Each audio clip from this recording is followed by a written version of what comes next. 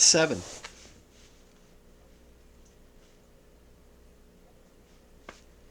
New York could not hold him now. He had to go to Chicago to see his daughter, confront Madeline and Gersbach. The decision was not reached. It simply arrived.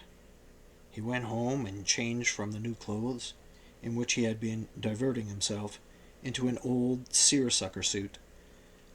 Luckily, he had not unpacked when he came back from the vineyard. He checked the valise quickly and left the apartment. Characteristically, he was determined to act without clearly knowing what to do, and even recognizing that he had no power over his impulses. He hoped that on the plane, in the clearer atmosphere, he would understand why he was flying. The superjet carried him to Chicago in 90 minutes due west, flying against the rotation of the planet and giving him an extension of afternoon and sunlight. Beneath the white clouds were forming, and the sun, like the spot that inoculated us against the whole of disintegrating space. He looked into the blue vacancy and at the sharp glitter of wing-borne engines. When the plane bucked, he held his lip with his teeth. Not that he feared flying, but it occurred to him that if the ship were to crash or simply explode, as had happened over Maryland recently, when human figures were seen to spill and fall like shelled peas, Gersbach would become June's guardian, unless Simpkin tore up the will. Dear Simpkin, shrewd Simpkin, tear up that will. There would also be 2 insurance policies, one bought by Father Herzog to his son Moshe. Only see how this child, young Herzog, had turned out, wrinkled, perplexed, pain at heart. I'm telling myself the truth, as heaven is my witness. The stewardess offered him a drink, which he refused, with a shake of the head. He felt incapable of looking into the pretty girl's healthful face.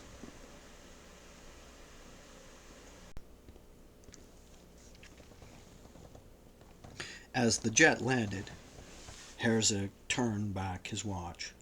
He hurried from gate 38 and down the long corridor to the auto rental office. To identify himself, he had an American Express card, his Massachusetts driver's license, his university credentials. He himself would have been suspicious of such diverse addresses, to say nothing of the soiled, wrinkled seersucker suit worn by this applicant, Moses Elkanah Herzog. But the official who took his application, a sweet-mannered, bosomy, curly, fat-nosed little woman, even in his present state, Herzog felt moved to smile faintly, only asked whether he wanted a convertible or a hardtop.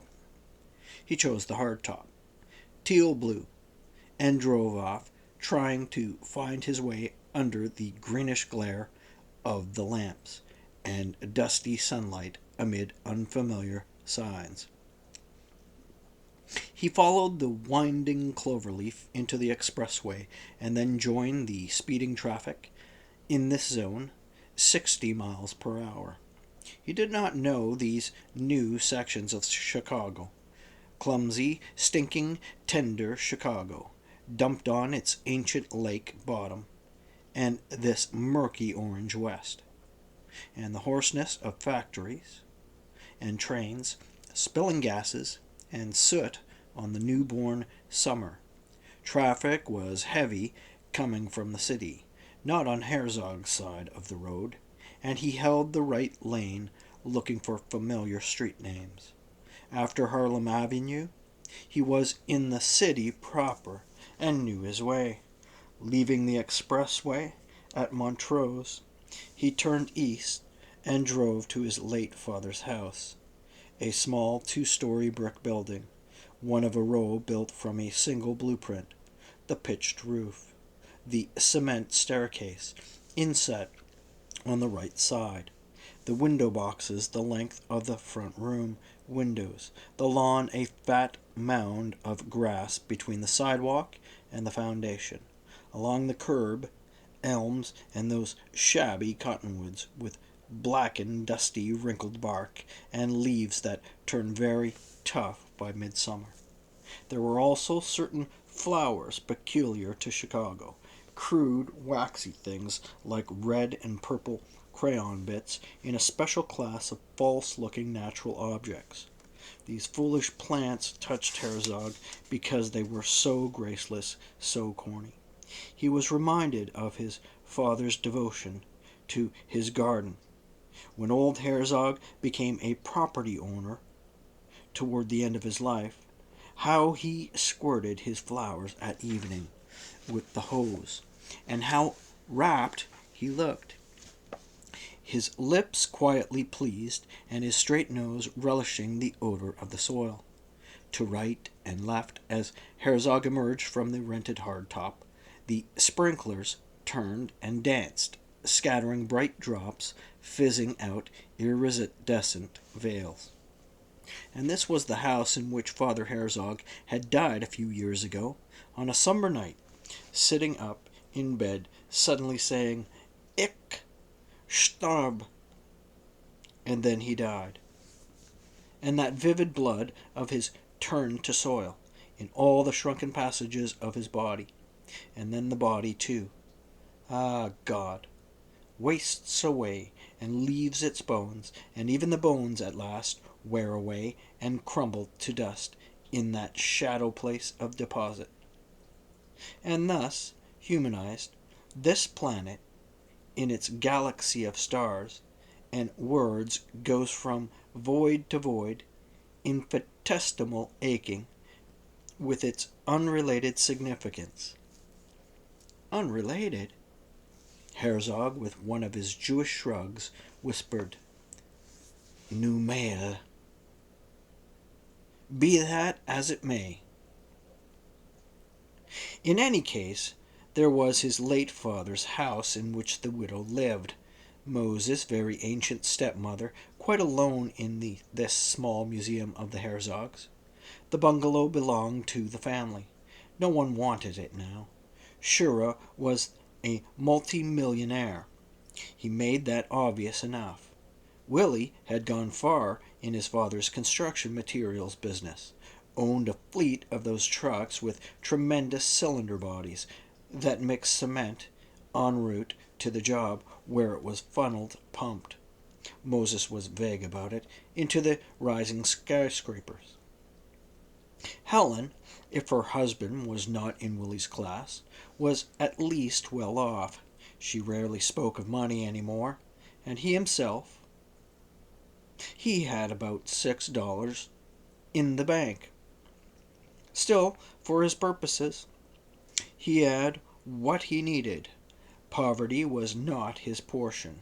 Unemployment, slums, the perverts, thieves, victims in court, the horror of the Montcalm Hotel and its housekeeping rooms, smelling of decay and deadly bug juice, these were not for him. He could still take the superjet to Chicago when he had the impulse, could rent a teal blue Falcon, drive to the old house. Thus he realized with peculiar clarity his position in the scale of prerogatives, of affluence, of insolence, of untruth, if you like. And not only his possession, but when lovers quarreled, they had a Lincoln Continental to shut a weeping child up in. Face white, mouth grim, he mounted the stairs in the shadow of approaching sunset, and pressed the button. It had a crescent moon in the middle, which lighted up at night. The chimes rang inside, those chromium tubes above the door xylophone metal that played "Merrily We Roll Along," all but the last two notes. He had longed to wait. The old woman, Toby, always had been slow, even in her 50s. Thorough, deliberate, totally unlike the dexterous Herzogs. They had all inherited their father's preposterous quickness and elegance, something of the assertiveness of that one-man march with which old Herzog had definitely paraded through the world. Moses was rather fond of Taube, or Toby, I don't know, Taube, he told himself. Perhaps to feel differently toward her would have been too troubling. The unsteady gaze of her round, prominent eyes was possibly caused by a radical resolve to be slow, a lifelong program of delay and status. Creepingly, she accomplished every last goal she set herself. She ate or sipped slowly. She did not bring the cup to her mouth, but moved her lips out towards it. And she spoke very slowly to give her shrewdness scope. She cooked with fingers that did not grip firmly, but was an excellent cook. She won at cards, poking along, but won. All questions she asked 2 or 3 times, and repeated the answers half to herself. With the same slowness, she braided her hair. She brushed her exposed teeth, or chopped figs, dates, and senna leaves for her digestion. Her lip grew pendulous as she aged, and her neck gradually thickened at the shoulders, so that she had to hold her head forward somewhat. Oh, she was very old now, in her 80s, and far from well. She was arthritic. One eye had a cataract. But unlike Paulina, she had a clear mind. No doubt her troubles with Father Herzog, stormier and more hot-headed and fractious as he aged, had strengthened her brain. The house was dark, and anyone but Moses would have gone away, assuming there was no one at home. He, however, waited, knowing she would presently open. In his youth, he had watched her take 5 minutes to open a bottle of soda, an hour to spread the dough over the table when she baked. Her strudel was like jeweler's work, and filled with red and green gems of preserves. At last he heard her at the door. Links of brass chain rose in the narrow opening. He saw old Taube's dark eyes, more somber now, and more extruded. The glass winter door still separated her from Moses. He knew it would also be locked. The old people had been guarded and suspicious in their own house. Moreover, Moses knew the light was behind him. He might not be recognized, and he was not the same Moses anyway. But although she studied him like a stranger, she had already identified him. Her intellect was not slow, whatever else. "Who is it?" "It's Moses." "I don't know you. I'm alone. Moses?" "Tante Taub, Moses Herzog. Moshe." "Ah, Moshe!" Slow, lame fingers released the catch. The door was shut to free the links from strain, and then opened, and merciful God, what a face he saw, how grooved in woe and age, lying downward at the mouth. As he came in, she raised feeble hands to embrace him. "Moshe, come in, I'll make a light. Shut the door, Moshe." He found the switch and turned on the very dim bulb of the entry hall. It shed a pinkish color. The old-fashioned glass of the fixture reminded him of the Ner Tamid, the vigil light in the synagogue.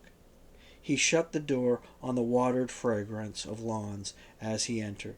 The house was close and faintly sour with furniture polish. The remembered luster was there in the faint twilight parlor, cabinets and tables, with inlaid tops. The brocaded sofa in its gleaming protective plastic, the oriental rug, the drapes perfect and rigid on the windows with laterally rigid Venetian blinds. A lamp went on behind him. He discovered on the console phonograph a smiling picture of Marco as a little boy, bare-kneed on a bench, a fresh face, and charming, dark hair combed forward.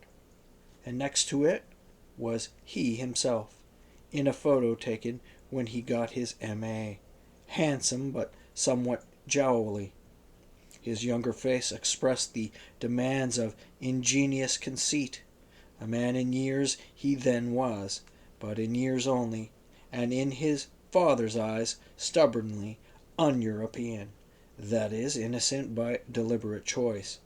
Moses refused to know evil, but he could not refuse to experience it, and therefore others were appointed to do it to him, and then and then to be accused by him of wickedness.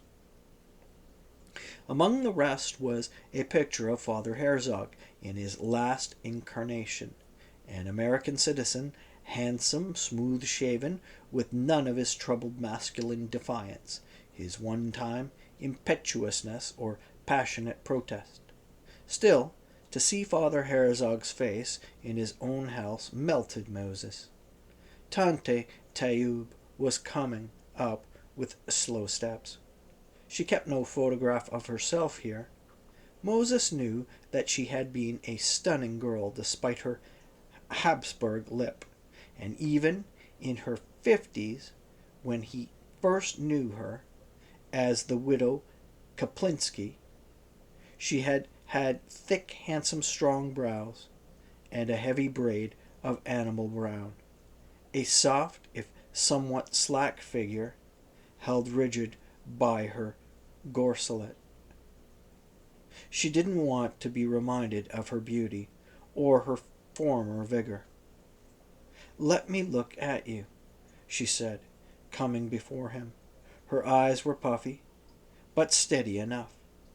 He stared at her, and tried to prevent the horror from coming into his face. He guessed that it was putting in her plates that had delayed her. She had new ones, poorly made, no arch but a straight line of teeth.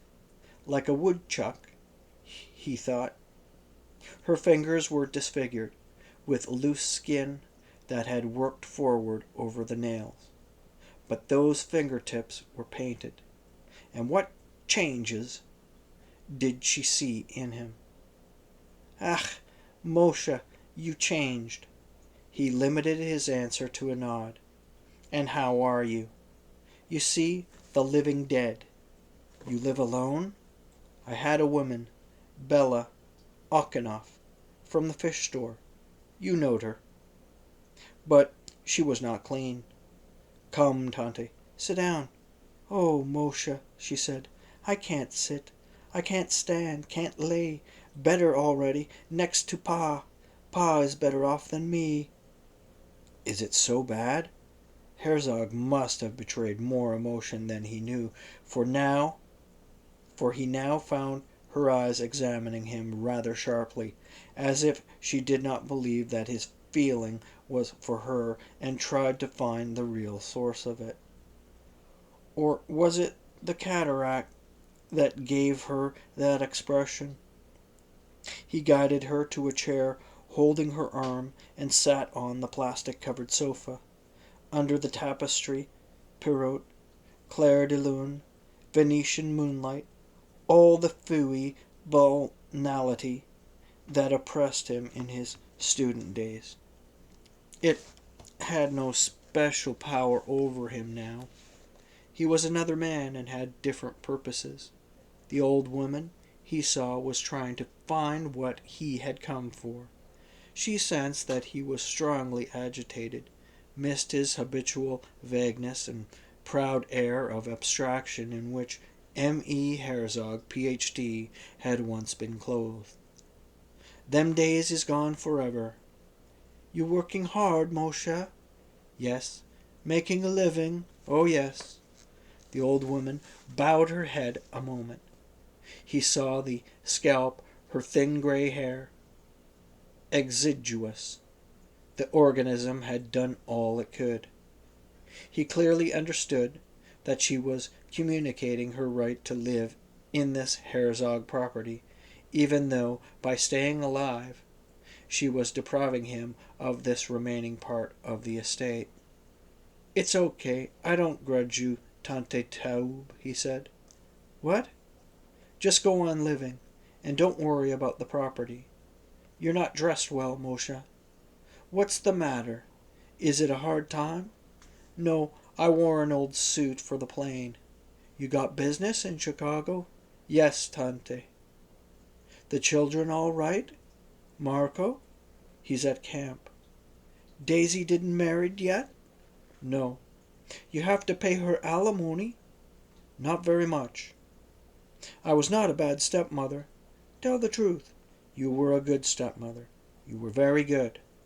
I did mine best, she said, and in this meekness he glimpsed her old disguises, the elaborate and powerful role she had played with Father Herzog as the patient widow Kaplinsky, once wife of Kaplinsky, the prominent wholesaler, childless, his only darling, wearing a locket set with little rubies, and traveling in Pullman drawing rooms, the Portland Rose, the 20th century, or on the Berengaria first class. As the second Mrs. Herzog, he did not have an easy life. She had a good reason to mourn Kaplinsky. Gottseliger Kaplinsky, she always called him, and she once had told Moses, Gottseliger Kaplinsky didn't want I should have children. The doctor thought it would be bad for mine heart. And every time Kaplinsky, Alakaz Shalom, took care of everything. I didn't even looked. Recalling this, Herzog very briefly laughed. Ramona would I didn't even looked. She always looked, bent close, held back a falling lock of her hair, cheeks flushing, greatly amused by his shyness. As last night, lying down, opening her arms to him, we must wire her. She would not understand his disappearance. And then the blood again to beat in his head. He remembered why he was here. He sat near the very spot where Father Herzog, the year before his death, had threatened to shoot him. The cause of his rage was money. Herzog was broke, and asked his father to underwrite a loan. The old man questioned him narrowly about his job, his expenses, his child. He had no patience with Moses. At that time, I was living in Philadelphia, alone, making my choice. It was no choice. Between Sano and Madeline, perhaps he had even heard I was about to be converted to Catholicism. Someone started such a rumor. It may have been Daisy. I was in Chicago then because Papa had sent for me. He wanted to tell me about the changes in his will. Day and night he thought how he would divide his estate, and thought accordingly of each of us, what we deserved, how we would use it. At odd times he'd telephone and tell me I had to come right away. I'd sit up all night on the train, and he'd take me into a corner and say, I want you to hear once and for all, your brother Willie is an honest man. When I die, he'll do as we agreed. I believe it, Papa.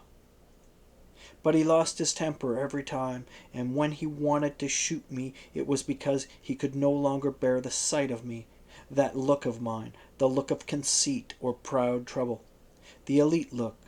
I don't blame him, thought Moses, as Taub slowly and lengthily described her ailments.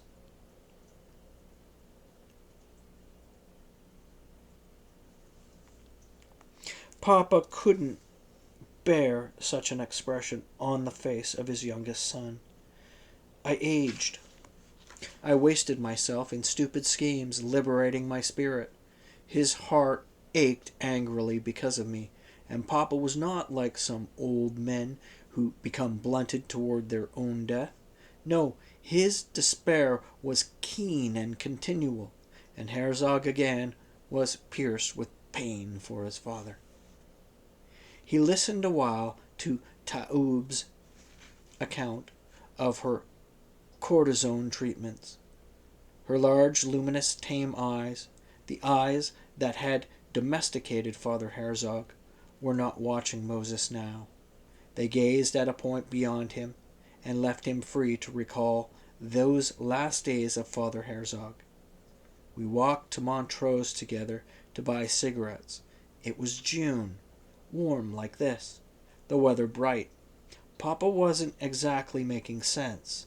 He said he should have divorced the widow Kaplinsky 10 years ago, that he had hoped to enjoy the last years of his life.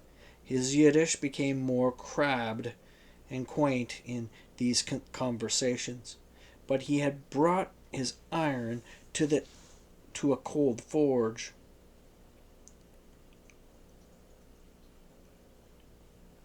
Occulte Kushnia, Moshe, can fire. Divorce was impossible because he owed her too much money. But you have money now, don't you? Said Herzog, blunt with him. His father stopped, staring into his face. Herzog was stunned to see in full summer light how much disintegration had already taken place. But the remaining elements, incredibly vivid, had all their old power over Moses. The straight nose, the furrow between the eyes, the brown and green colors in those eyes.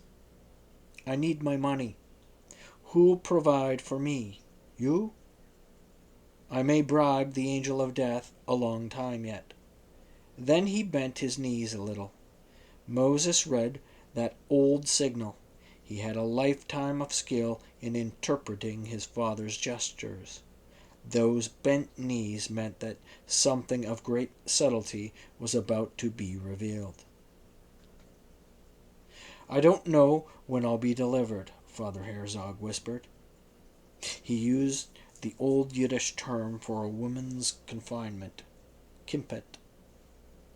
Moses did not know what to say, and his answering voice was not much above a whisper.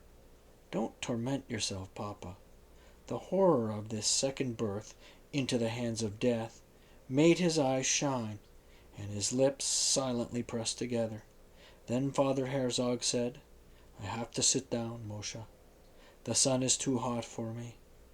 He did suddenly appear very flushed, and Moses supported him, eased him down on the cement embankment of a lawn. The old man's look was now one of injured male pride. Even if I feel the heat today, said Moses. He placed himself between his father and the sun. Even I feel the heat today, said Moses. He placed himself between his father and the sun. I may go next to St. Joe for the baths, Taub was saying. To the Whitcomb. It's a nice place. Not alone. Ethel and Mordecai want to go. Oh. He nodded to keep her going. How is Mordecai? How can he be in his age? Moses was attentive until she was well started, and then he returned to his father. They had lunch on the back porch that day, and that was where the quarrel began. It had seemed to Moses, perhaps, that he was here as a prodigal son, admitting the worst and asking the old man's mercy. And so Father Herzog saw nothing except a stupid appeal in his son's face. Incomprehensible. Idiot, was what the old man had shouted. Calf! Then he saw the angry demand underlying Moses' look of patience. Get out. I leave you nothing. Everything to Willie and Helen. You.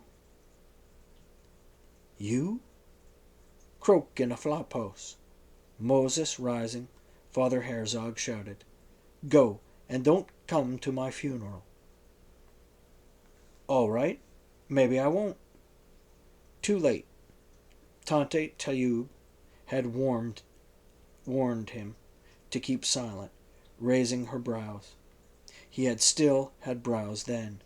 Father Herzog rose, stumbling from the table, his face distorted, and ran to get his pistol. Go, go, come back later, I'll call you, Tayoub had whispered to Moses. And he confused,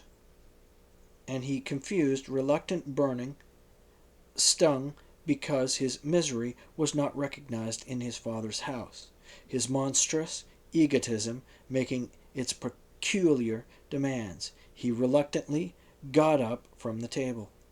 Quick, quick! Tayoub tried to get him to the front door, but old Herzog overtook them with the pistol. He cried out, I'll kill you! And Herzog was startled not so much by this threat, which he did not believe, as by the return of his father's strength. In his rage he recovered it briefly, though it might cost him his life. The strained neck, the grinding of the teeth, his frightening color, even the military Russian strut with which he lifted the gun. These were better, thought Herzog, than his sinking down during a walk to the store. Father Herzog was not made to be pitiful. Go, go, said Tante Tayoub. Moses was weeping then. Maybe you'll die first, Father Herzog shouted. Papa! Half hearing Tante Tayoub's slow description of cousin Mordecai's approaching retirement, Herzog grimly recovered the note of that cry. Papa! Papa! You lout! The old man, in his near demented way, was trying to act out the manhood you should have had. Coming to his house with that Christianized smirk of the long-suffering son, might as well have been an outright convert, like Maddie. He should have pulled the trigger. Those looks were agony to him. He deserved to be spared in his old age. And then there was Moses, with puffy weeping eyes, in the street, waiting for a cab, while Father Herzog hastily walked up and back before these windows, staring at him in agony of spirit. Yes, you got that out of him. Walking quickly there, back and forth in the hasty style, dropping his weight on the one heel, the pistol thrown down. Who knows whether Moses shortened his life by the grief he gave him? Perhaps the stimulus of anger lengthened it. He could not die and leave this half-made Moses yet. They were reconciled the following year, and then more of the same, and then death. Should I make a cup of tea? Said Tante Tayoub. Yes, please. I'd like that if you feel up to it. And I also want to look in Papa's desk. Pa's desk? It's locked. You want to look in the desk? Everything belongs to you children. You could take the desk when I die. No, no, he said. I don't need the desk itself, but I was passing from the airport and thought I'd see how you were. And now that I'm here, I'd like to have a look in the desk.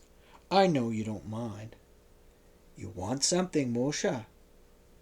You took your mamma's silver coin case the last time. He had given it to Madeline. Is Papa's watch chain still in there? I think Willie took it. He frowned with concentration. Then what about the roubles? He asked. I'd like them for Marco. Roubles? My grandfather Isaac bought Tsarist roubles during the revolution, and they've always been in the desk. In the desk? I surely never seen them. I'd like to look while you make a cup of tea, Tante Tayub. Give me the key. The key? Questioning him before, she had spoken more quickly, but now she receded again into slowness, raising a mountain of dilatory will in his way. Where do you keep it? Where do you keep it? Where? Where did I put it? Is it in Pa's dresser? Or somewheres else? Let me remember. That's how I am now. It's hard to remember. I know where it is, he said, suddenly rising. You know where it is? So where is it? In the music box, where you always used to keep it. In the music? Pa took it from there. He locked up my Social Security checks when they came. He said all the money he should have. Moses knew he had guessed right. Don't bother, I'll get it, he said. If you'll put the kettle on, I'm very thirsty. It's been a hot, long day. He helped her to rise, holding her flaccid arm. He was having his way, a poor sort of victory and filled with dangerous consequences. Going forward without her, he entered the bedroom. His father's bed had been removed. Hers stood alone with its ugly bedspread, some material that reminded him of a coated tongue. He breathed the Old Spice, the dark, heavy air, and lifted the lid of the music box. In this house, he had only to consult his memory to find what he wanted. The mechanism released its little notes as the cylinder turned, within the small spines picking out the notes from Figaro. Moses was able to supply the words. Nel momento dello mia cerimonia lo ridiva de me, senza saperlo. His fingers recognized the key. Old Tayub, in the dark outside the bedroom, said, Did you found it? He answered, It's here, and spoke in a low, mild voice, not to make matters worse. The house was hers, after all. It was rude to invade it. He was not ashamed of this. He only recognized with full objectivity that it was not right. But it had to be done. Do you want me to put the kettle on? No, a cup of tea I can still make. He heard her slow steps in the passage. She was going to the kitchen. Herzog quickly made for the small sitting room. The drapes were drawn. He turned on the lamp beside the desk. In seeking the switch, he tore the ancient silk of the shade, releasing a fine dust. The name of this color was Old Rose. He felt certain of it. He opened the cherrywood secretary, braced the wide leaf on its runners, drawing them out from either side. Then he went back and shut the door, first making sure Tayub had reached the kitchen. In the drawers he recognized each article: leather paper, gold. Swift and tense, veins standing out on his head and tendons on the hands, he groped and found what he was looking for. Father Herzog's pistol. An old pistol. The barrel nickel-plated. Papa had bought it to keep on Cherry Street in the railroad yards. Moses flipped the gun open. There were 2 bullets. This was it, then. He rapidly clicked it shut and put it in his pocket. There it made too large a bulge. He took out his wallet and replaced it with the gun. The wallet he buttoned in his hip pocket. Now he began to search for those rubles. Those he found in a small compartment with old passports, ribbons, sealed in wax, like gobs of dried blood. Le bourgeois Sarah Herzog avec ses enfants. Alexander Huitans. Helene Neuf. Ans et Guillaume Troyans. Signed by Count Adelberg, Gouverneur de St. Petersburg. The rubles were in a large billfold, his playthings of 40 years ago. Peter the Great in a rich coat of armor, and a splendid imperial Catherine. Lamplight revealed the watermarks. Recalling how he and Willie used to play casino for these stakes, Herzog uttered one of his short laughs, then made a nest of these large bills in his pocket for the pistol. He thought it must be less conspicuous now. "You got what you want?" Tayoub asked him in the kitchen. "Yes." He put the key on the enameled metal table. He knew it was not proper that he should think her expression sheep-like. The figurative habit of his mind crippled his judgment, and was likely to ruin him some day. Perhaps the day was near. Perhaps this night his soul would be required of him. The gun weighed on his chest, but the protuberant lips, great eyes, and pleated mouth were sheep-like, and they warned him he was taking too many chances with destruction. Tayoub, a veteran survivor, to be heeded, had fought the grave to a standstill, balking death itself by her slowness. All had decayed but her shrewdness and her incredible patience, and in Moses she saw Father Herzog again, nervy and hasty, impulsive, suffering. His eye twitched as he bent towards her in the kitchen. She muttered, "You got a lot of trouble." "Don't make it worse, Sir Moshe." "There's no trouble, Tante. I have business to take care of. I don't think I can wait for tea after all. I put out Pa's cup for you." Moses drank tap water from his father's teacup. "Goodbye, Tante Tayoub. Keep well." He kissed her forehead. "Remember I helped you," she said. "You shouldn't forget. Take care, Moshe." He left by the back door. It made departure simpler. Honeysuckle grew along the rain-spout, as in his father's time, and fragrant in the evening, almost too rich. Could any heart become quite petrified?